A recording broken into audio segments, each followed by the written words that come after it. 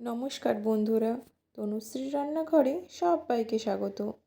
আজকে বানাবো ফুলকপি চিংড়ি। শীতকাল মানেই কিন্তু ফুলকপি, আর বাজারে তো সবসময় চিংড়ি পাওয়াই যায়, তাই বানিয়ে ফেললাম ফুলকপি চিংড়ি। তাহলে শুরু করা যাক। এখানে আমি বড় সাইজের চিংড়ি নিয়েছি। মাছটাকে এবারে লবণ আর হলুদ মাখিয়ে নেব।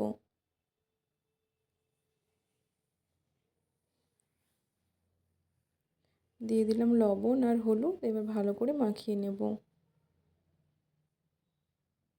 মাখানো হয়ে গেছে। এদিকে গ্যাস অন করে কড়াই বসিয়ে দিয়েছি। দিয়ে দিলাম সরষের তেল।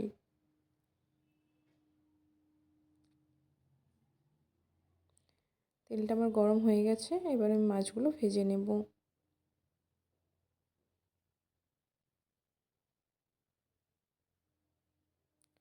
একটা সাইড ভাজা হয়ে গেছে, অপর সাইড উল্টে দিলাম। এইভাবে উল্টে পাল্টে মাছগুলোকে ভেজে নেব।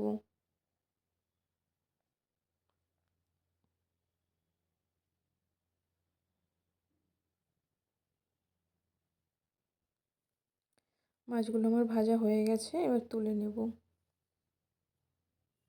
এবার ওই তেলের মধ্যে আলু ভেজে নেব।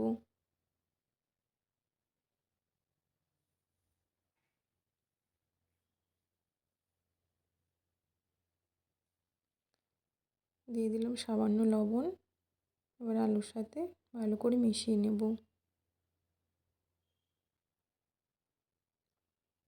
ঢাকা দিয়ে ভালো করে আলুগুলোকে ভেজে নিলাম। আলুগুলো ভাজা হয়ে গেছে, এবার তুলে নিলাম। আরও একটু সামান্য তেল দিয়ে এবার ফুলকপিগুলো ভেজে নেব।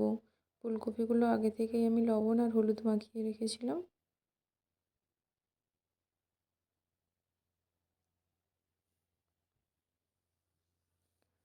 ফুলকপিগুলোকেও একই রকমভাবে ভালো করে ঢেকে ভেজে নেব। ফুলকপিগুলো আমার ভাজা হয়ে গেছে, তুলে নিলাম। এবার ওই কড়াইয়ের মধ্যে দিয়ে দিলাম 2 চামচ মতো সরষের তেল। আর ফোড়ন অ্যাড করলাম 5 ফোড়ন আর একটা তেজপাতা। দিয়ে দিলাম পেঁয়াজ কুচি, খুব সামান্য পরিমাণে।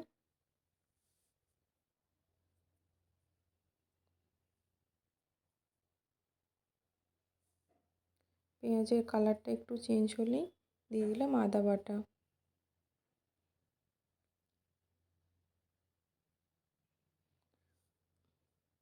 পেঁয়াজের সাথে আদাটাকে ভালো করে ভেজে নেব।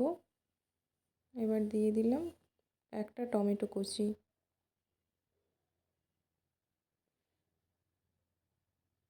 টমেটোটা নরম হওয়ার জন্য দিয়ে দিলাম লবণ।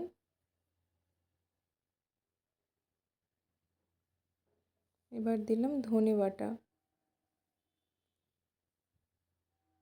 দিয়ে ভালো করে মিশিয়ে নেব।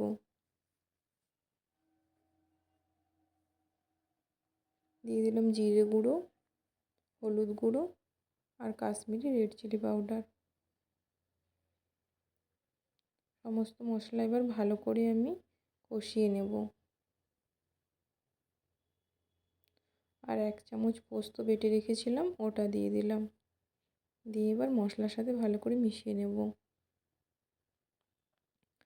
ভালো করে মেশানো হয়ে গেছে, তেল ছেড়ে দিয়েছে। এবার ভেজে রাখা ফুলকপি আর আলুগুলো দিয়ে দিলাম।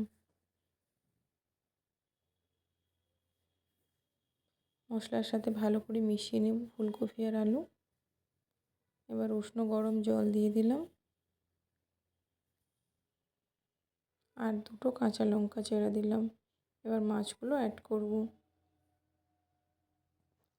মাছগুলো দিয়ে একটু ফুটিয়ে নিলাম আর দিলাম স্বাদ মতো লবণ।